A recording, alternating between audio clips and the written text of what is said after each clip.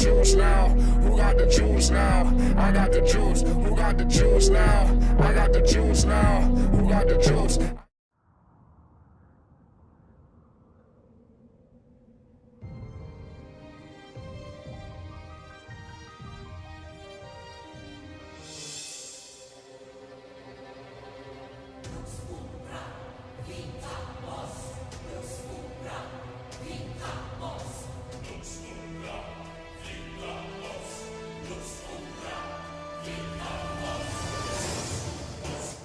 What's up, guys? It's your boy Juice, back again with another video game review. This time we will be doing Final Fantasy Dissidia NT.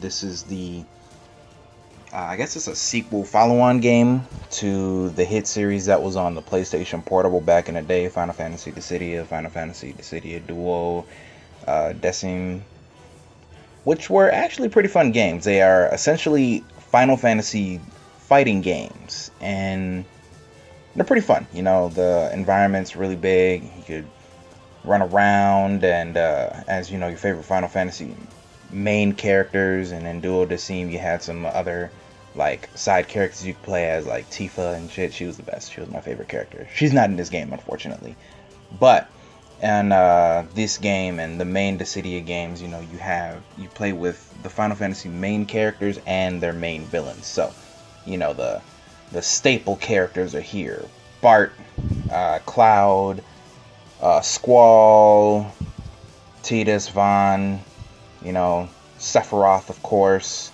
and a newcomer being Noctis, who was a lot of fun to play as in Final Fantasy 15. But yeah, so right off the bat, you know, you hit with one of the most beautiful opening cinematic things ever.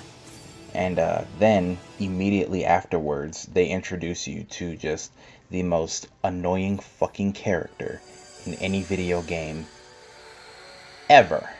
Alright? It's at this point you meet the Moogles. Not a strong start.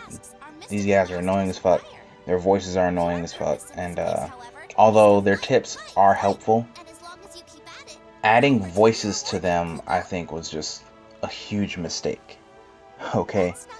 You know, the Moogles were in the other Dissidia games, but like, they gave their tips via text and small notifications, you know?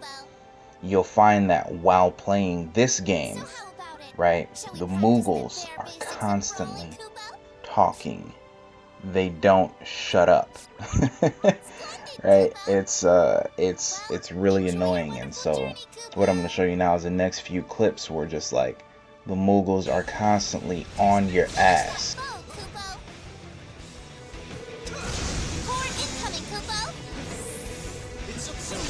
Use your skills, Kupo. Don't crush that core, Kupo. I'll bash that core to bits. More bravery attacks by guarding, Kupo. Finish that foe, Kupo. Use your skills, Kupo. Core incoming, Kupo. I'll submit to me. Outside of that, I won't go easy on you. it's a fun game to play. Like here, you're going to see me playing online, and I will say that if you're playing this game, it's much better to play online with friends than it is to play with randoms or even the computer, because this is a teamwork-based game. It's 3-on-3 combat. So for 3-on-3 combat, you know what you need? Teamwork. And when you have teamwork, guess what? You make the dream work. It's fucking great when you're playing online with friends. Playing online with randoms, not so great, but I will say that the matchmaking is fast, and it is pretty good. Alright, and the gameplay itself is fun. I can't lie to you, I had a decent time playing this game. I did have some gripes because outside of the Moogles, because I did play on the PlayStation Portable. One complaint is your ultimate techniques have been replaced. They were replaced essentially by summons, and they gave you some other like techniques that act more as buffers for you, and like nerfs for your opponents, you know, temporary nerfs, so you can poison them and shit like that. And so outside of that, you know, it leaves your combat to just your light attacks and whatever your health attack is. So if you're playing with Squall, get used to using the Fated Circle. You know what I'm saying? So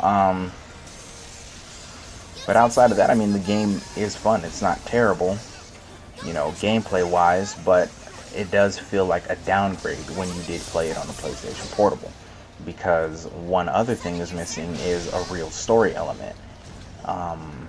Instead of playing the actual story, you like relive it by capturing memories, and all of these memories seem to only be cutscenes. So that's not fun. I want to actually play in the story where you're actually running around beating the shit out of the shadow characters that Chaos made in the name of order.